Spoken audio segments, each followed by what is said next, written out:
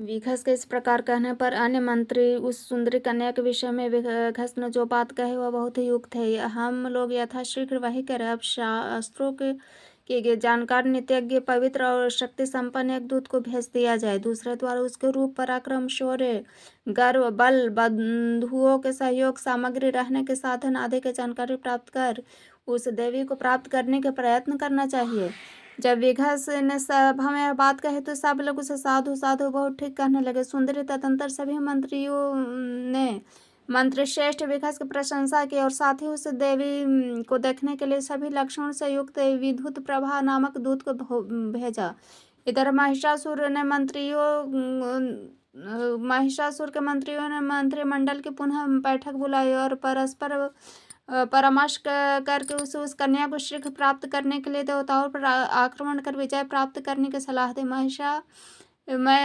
महिषी की सेना में उस समय 9 पद्म की संख्या में असुर योद्धा थे। उसने अपने सेनापति विरूपाक्ष को सैन्य युद्ध के लिए प्रस्थान करने की आज्ञा दी। भगवान वराह कहते हैं, वसुंधरे इस सारी सेना के साथ इच्छानुसार रूप धारण करने वाले महान पराक्रमी महिषासुर हाथी सवार होकर मंदराचल पर्वत पर पहुंचा। उसके वहां पहुंचते ही देव समुदाय में भगदड़ मच गई। सभी असुर सैनिकों ने अपने अपने शस्त्रों और वाहनों के द्वारा गंभीर गर्जना करते हुए देवताओं पर आक्रमण कर दिया। उनका तुमुल युद्ध देखकर रोंगटे खड़े हो जाते थे। अंजन के समान काले नील कुक्षी, मेघवर्ण, बलाहक, उदाराक्ष, ललाटाक्ष, सुभिक्ष, भीम विक्रम, स्वरभानु, इन 8 दैत्यों ने मोर्चे पर वसुओं को मारना आरंभ कर दिया। इधर ध्वकाक्ष, ध्वस्तकर्ण, शंकुकर्ण, वज्र के समान कठोर अंगों वाला ज्योतिर्वीर्य, विद्युतमाली, रक्ताक्ष, भीमत्रष्ट, विद्युजित, अधिकाय, महाकाय, दीर्घबाहु की कृतकांत, ये प्रधान गिने चावले 12 दैत्य युद्ध भूमि में आदित्य की ओर दौड़े। काल कृतांत, रक्ताक्ष, हरण, मृगः, नल, यज्ञः, ब्रह्मः, गोघ्न, स्त्रीघ्न और संवंतर के 11 दैत्यों ने रुद्र पर चढ़ाई कर दी। महिषासुर भी उस देवताओं की ओर बड़े वेग से दौड़े। इस प्रकार आदित्यों, असुओं और रुद्रों के साथ अगणित संख्या में असुर राक्षस लड़ने लगे। उस युद्ध भूमि में असुरों के द्वारा देवताओं के सैन्य के बड़े परिणाम में नष्ट हो गए। अंत में देवताओं की सेना भग्न हो गई और इंद्र तथा संपूर्ण देवता उस युद्ध भूमि में ठहर न सके। दानवों ने उन्हें अनेक प्रकार के शस्त्रों, शूलों, टीशों और मुग्दलों से आदृत कर दिया था। अंत में दानवों से पीड़ित होकर वे सभी देवता ब्रह्मा जी के लोक को गए। भगवान वराह कहते हैं, वसुंधरे अब इधर विद्युत प्रभ नामक दैत्य भी महिषासुर को प्रणाम कर चला। उसके दूत के रूप में भगवती वैष्णव के पास पहुंचा, जहां वे सैकड़ों अन्य कुमारियों के साथ बैठी थी। फिर न किसी शिष्टाचार के ही उसने उनसे इस प्रकार कहना आरंभ किया। विद्युत प्रभा बोला, देवी, पूर्व समय की बात है। सृष्टि के आरंभ में सुपार्श्व नामक एक अत्यंत ज्ञानी ऋषि थे। उनका जन्म सरस्वती नदी के तटवर्ती देश में हुआ था। सिंधुदूत नाम से प्रसिद्ध उनके मित्र भी उन्हीं के साथ तेजस्वी एवं प्रतापी थे। महिष्मती नाम की उत्तम पुरी में रहने वाले निराहार का नियम लेकर कठिन तपस्या कर रहे थे। विप्रचिति नामक दैत्य की महिष्मती भी नाम की कन्या बड़ी सुंदरी थी। एक बार वह सखियों के साथ घूमती हुई पर्वत की उपत्यका में गई, जहां उसे एक तपोवन दिखाई पड़ा। उस तपोवन के स्वामी एक ऋषि थे जो मौन व्रत धारण कर तपस्या कर रहे थे।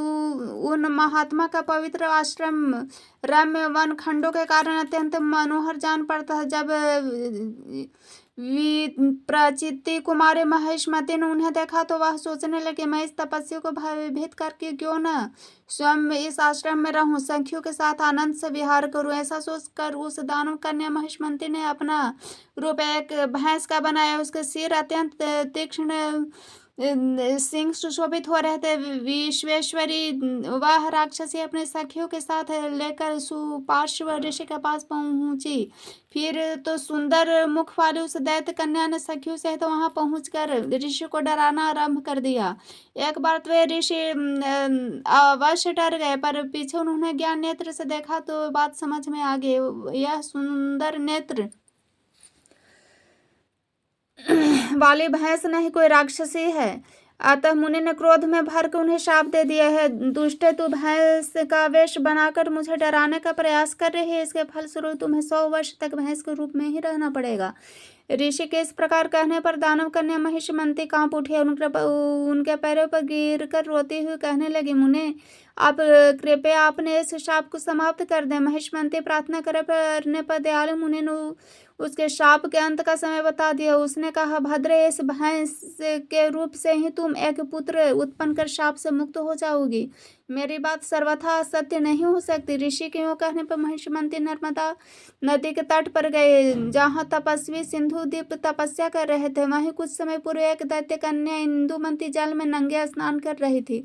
उसका रूप अत्यंत मनोहर था। उस पर दृष्टि पड़ते ही मुनि का रेत शिलाखंड पर स्खलित हो गया, जो एक सोते से होकर नर्मदा नदी में आया।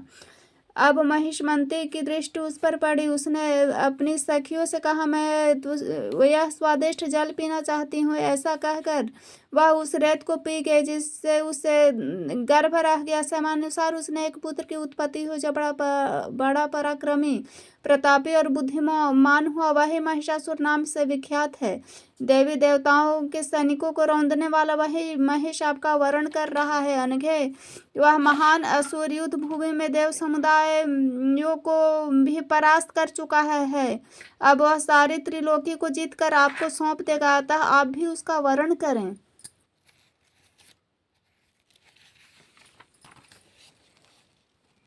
दूत के ऐसा कहने पर भगवती वैष्णवी देवी बड़े जोर से हंस पड़ी। उनके हंसते समय उस दूत को देवी के उदर में चर अचर सहित तीनों लोक दिखने लगे।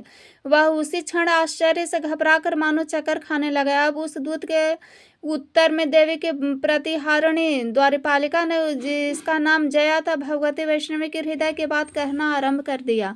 जया बोली, कन्या को प्राप्त करने की इच्छा करने वाले महिषी ने तुमसे जैसा कहा, तुमने वैसे ही बात यहाँ आकर कही, किंतु समस्या यह है कि इस वैष्णवी देवी ने सदा के लिए कौमार व्रत धारण कर रखा है।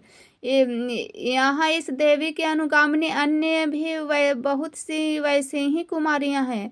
उनमें से एक भी कुमारी तुम्हें लभ्य नहीं है। फिर स्वयं भगवती वैष्णवी के पाने की तो कल्पना ही व्यर्थ है। दूत, तुम बहुत शीघ्र यहाँ से चले जाओ।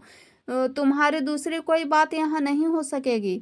इस प्रकार प्रतिहारिणी के कहने पर विद्युत प्रभा वहां से चला गया। इतने में ही परम तपस्वी मुनिवर नारद जी उच्च स्वर से वीणा का तान छेड़ते हुए आकाश मार्ग से वहां पहुंचे। उन मुनि ने अहोभाग कहते हुए कुमारी को प्रणाम किया। देवी द्वारा पूजित होकर वे सुंदर आसन पर बैठ गए। फिर संपूर्ण देवियों को प्रणाम कर वे कहने लगे, देवी, देव समुदाय ने बड़े आदर से मुझे आपके पास भेजा है, क्योंकि महिषासुर ने संग्राम में उन्हें परास्त कर दिया। देवी, यही नहीं, दैत्यराज आपको पाने के लिए प्रयत्नशील है। वरान ने देवताओं की यह बात आपको बताने आए हूँ। देवेश्वरी, आप डट कर उस दैत्यों से युद्ध करें तथा उसे मार डालें। भगवती वैष्णवी यो कहने पर नारद जी तुरंत अंतर ध्यान हो गए। वे इच्छानुसार वहां से कहीं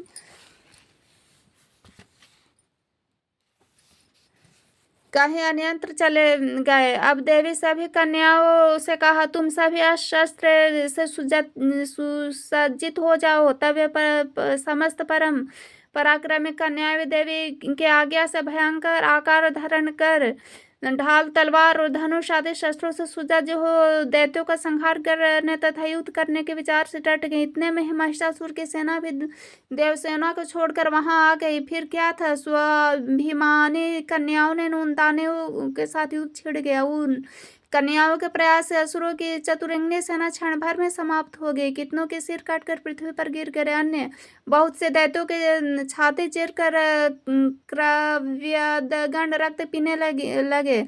अनेक प्रधान दानवों के मस्तक कट गए। वे कवच स्वरूप नृत्य करने लगे। इस प्रकार एक ही क्षण में पाप बुद्धि वाले असुर युद्ध भूमि में से भाग गए।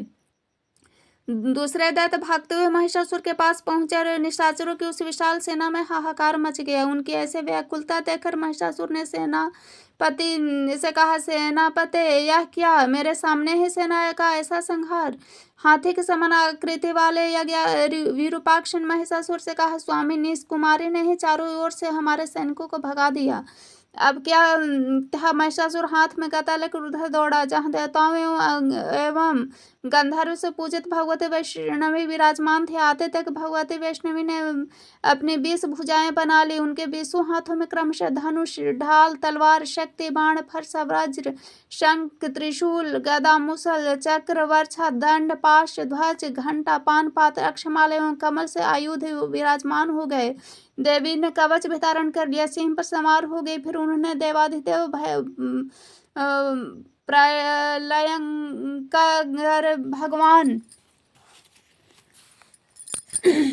रुद्र को स्मरण किया। स्मरण करते हैं साक्षात वृषध्वज वहां तत्क्षण पहुंच गए। उनके प्रणाम कर देवी ने सूचित किया, देवेश्वर, मैं संपूर्ण दैत्यों पर विजय प्राप्त करना चाहती हूँ। सनातन प्रभो, बस आप केवल यहाँ उपस्थित होकर रण क्रीड़ा देखते रहें।